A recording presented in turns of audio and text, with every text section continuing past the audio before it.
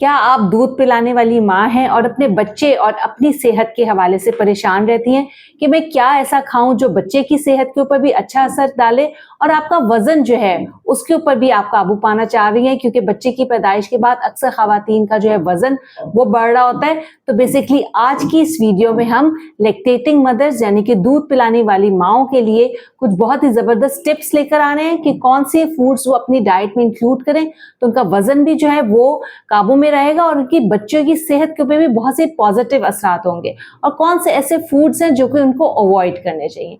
मेरा नाम मारिया नदीम खान है और मैं क्लिनिकल न्यूट्रिशनिस्ट और रजिस्टर्ड डाइटिशियन।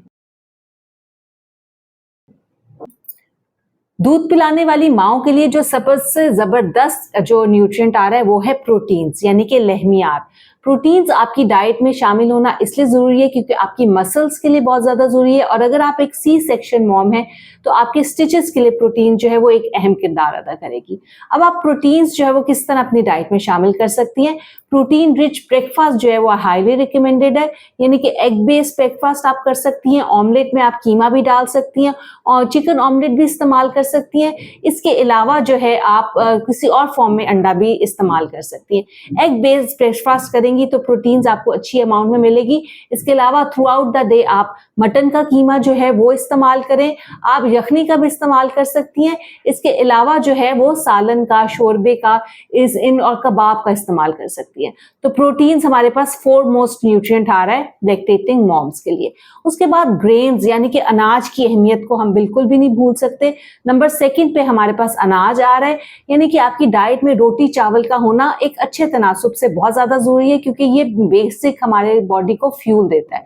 लेकिन excess of everything is bad, इस वजह से आपको बहुत ज्यादा जो है इन सब चीजों का शुमार नहीं करना। इनके कॉम्बिनेशंस जो है वो हेल्दी होने चाहिए और सबसे इंपॉर्टेंटली ये होल ग्रेन्स होने चाहिए, यानी कि अगर आप रोटी खा रही हैं तो चक्की के आटे की होनी चाहिए। ओट्स का दलिया जो है वो इस्तेमाल कर सकती हैं। सफेद मैदे से जो है वो आपने ज्यादा से ज्यादा इज्तनाब करना है।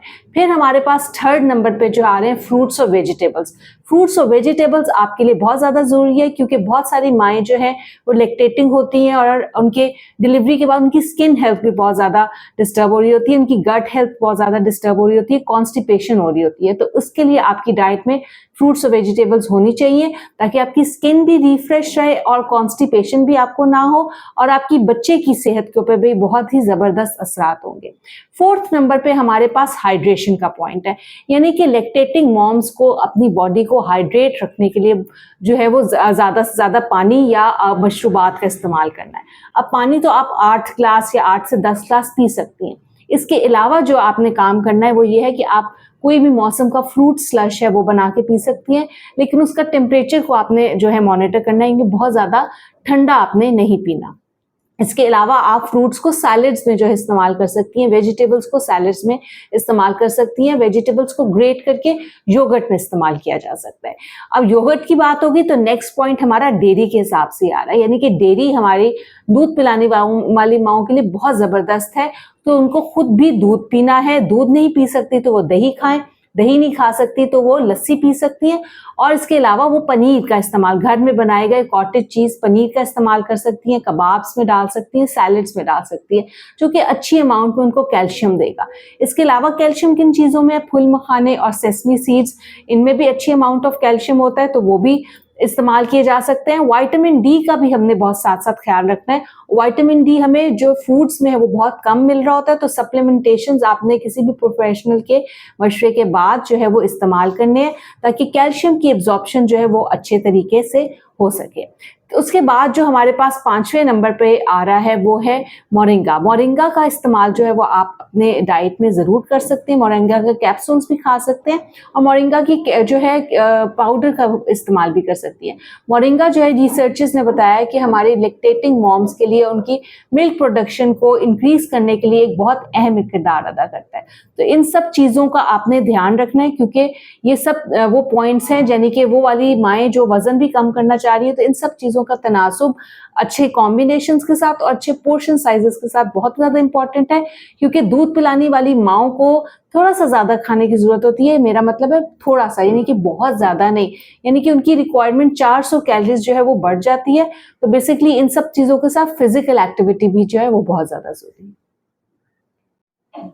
अब मेरे पास दूध पिलाने वाली माँओं के लिए कोई ऐसी टिप्स और लिस्ट है जिसमें उनको थोड़ा-सा एहतियात करने की ज़रूरत है। नंबर 1 पे हमारे पास कैफ़ीन और कैफ़ीनेटेड बेवरेजेस जो हैं वो आ रहे हैं। बहुत सारी ख़वातीन चाय पीने की और कॉफ़ी पीने की बहुत ज़्यादा शौकीन होती हैं। लेकिन अगर आप दूध पिलाती हैं तो 2 कप चाय जो है वो आपके लिए इनफ है, यानी कि 2 कप चाय से ज़्यादा जो है वो आप ना पीजिए, क्योंकि ज़्यादा आप चाय पिएँगी तो आपके बच्चे की स्लीप जो है वो डिस्टर्ब हो सकती है और उसके बहुत सारे स्लीप हार्मोन्स जो हैं वो डिस्टर्ब हो सकते हैं। सेकंड नंबर पे हमारे पास स्ट्रॉन्ग फ्लेवर्ड वेजिटेबल्स या फ्रूट्स आ रहे हैं, यानी कि कुछ ऐसे फ्रूट्स और वेजिटेबल्स जिनका बहुत ज़्यादा स्ट्रॉन्ग अरोमा या स्ट्रॉन्ग फ्लेवर होता है, वो जो है आपके मिल्क में सिक्रीट हो सकता है, यानी कि उसमें गार्लिक और कैप्सिकम है। ये ऐसे फ्रूट्स और वेजिटेबल्स हैं जो कि आपके स्ट्रॉन्ग फ्लेवर्ड होते हैं। इनको आप जो है अपने फूड लिस्ट में इसका इज्तनाब करना जो है वो बहुत ज़्यादा ज़रूरी है। इसके अलावा हमारे पास कुछ गैस प्रोड्यूसिंग फूड्स हैं, यानी कि वो अगर आप इस्तेमाल करेंगी तो आपका बच्चा आपका दूध पी रहा है तो उसके अंदर जो है पेट में भी गैस होने का डर होता है। तो उसमें कौन-कौन से फूड्स हैं, उसमें आप जो है गोभी का इस्तेमाल कम से कम करें जिसमें कैबेज और कॉलीफ्लावर है। इसके अलावा आप दाल माश का और दाल चने का इस्तेमाल जो है वो कम से कम करें और आप ब्रोकली का इस्तेमाल कम से कम करें, या आप खाना चाहती हैं तो आप इसको दोपहर में खा लें, शाम में ना खाएं। और बीफ भी बहुत सारी खवातीन जो है वो गैस का शिकायत कर रही होती है, तो ये वो लिस्ट है जिसको आप थोड़ा सा अवॉइड करें, क्योंकि कभी-कभी बच्चे जो है वो रो रहे होते हैं और वो कॉलिक हो रहे होते हैं और पेट में गैस हो रही होती है और हमें समझ नहीं आ रही होती, तो वो अक्सर चीज़ें माँ ने खाई होती हैं और वो बच्चे के जो पेट में वो दर्द होती है और वो गैस की वजह से हो रही होती है। ये हमने कैफ़ीन की बात की, स्ट्रॉन्ग फ्लेवर्ड वेजिटेबल्स की बात की, गैस प्रोड्यूसिंग वेजिटेबल्स की बात की। इसके बाद नेक्स्ट जो एहतियात हमने करनी है वो रिसर्चर्स ने बताया कि कुछ टाइप्स ऑफ फिश हैं जिनमें हाई अमाउंट ऑफ मर्करी जो है वो पाया जाता है, वो दूध पिलाने वाली माँओं को कम से कम इस्तेमाल करना चाहिए। मॉडरेशन में आप इस्तेमाल कर सकती हैं, यानी कि महीने में 1 दफ़ा आप मछली का इस्तेमाल कर सकती हैं ताकि बच्चों को जो ओमेगा 3 फैटी एसिड्स का जो अमाउंट है वो अच्छा मिल रहा हो। Last but not the least हमने किस चीज़ को अवॉइड करना है, हमने शुगरी बेवरेजेस को, यानी कि जितने भी हमारे मीठे मशरूबात हैं इनको अवॉइड करना है। यानी कि आप अगर वज़न कम करना चाह रही हैं तो इन सब चीज़ों को जो है वो आप थोड़ा सा मॉडरेशन में अवॉइड करें ताकि आप बैलेंस डाइट की तरफ जो है वो चलें और आपके बच्चे की और आपकी अपनी ज़हनी और जिस्मानी नशो-ओ-नुमा पे मुस्बित किरदार अदा। Last but not the least हमने किस चीज़ को अवॉइड करना है, हमने शुगरी बेवरेजेस को, यानी कि जितने भी हमारे मीठे मशरूबात हैं इनको अवॉइड करना है। यानी कि आप अगर वज़न कम करना चाह रही हैं तो इन सब चीज़ों को जो है वो आप थोड़ा सा मॉडरेशन में अवॉइड करें ताकि आप बैलेंस डाइट की तरफ जो है वो चलें और आपके बच्चे की और आपकी अपनी ज़हनी और जिस्मानी नशो-ओ-नुमा पे मुस्बित किरदार अदा।